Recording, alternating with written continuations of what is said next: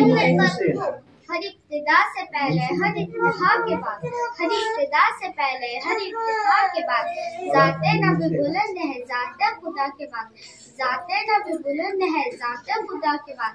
محترم سامعین، یہ دنیا جہالت میں ڈوبی ہوئی تھی، بتوں کو پوجا جاتا تھا، دن رات شراب پی جاتی تھی، غلاموں کے ساتھ برا سلوک کیا جاتا تھا، برائی حد تک بڑھ رہی تھی کہ جانور بھی انسان کے ظلم کا شکار تھے۔ اس ظلم اور بھری دنیا میں ہمارے پیارے نبی حضرت محمد صلی اللہ علیہ وسلم انسانوں کے لیے رحمت بن کر آئے۔ ہمارے پیارے نبی حضرت محمد صلی اللہ علیہ وسلم کی پیدائش 20 اپریل سن 571 کو مکہ معظم میں ہوئی تھی۔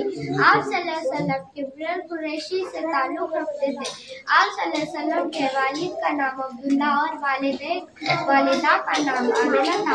والدہ کے انتقال کے بعد دادا عبداللہ نے آپ صلی اللہ علیہ وسلم کی پرورش کی۔ 8 برس کے ہوئے تو دادا کا بھی انتقال ہو گیا۔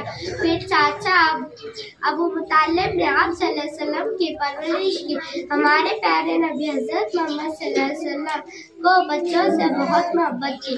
بچے جب آپ کے پاس لائے جاتے تو آپ صلی اللہ علیہ وسلم ان کو گود میں لے کر پیار کرتے اور ان کے لیے دعا کرتے۔ ہمارے پیارے نبی وہ نبی ہے جن کا امتی ہونے کی خواہش تمام نبیوں نے کی تھی، اور آج ہم کتنے خوش نصیب ہیں جو ہماری پیارے آقا کی امت میں ہے۔ آخر میں اللہ تعالیٰ سے دعا کرتی ہوں، اللہ تعالیٰ ہم سب کو آپ صلی اللہ علیہ وسلم کے امتی ہونے کا حق ادا کرے اور ان کی سنت پر چلنا نصیب کرے۔ آخر میں شعر پر اپنی تقریر ختم کرتی ہوں۔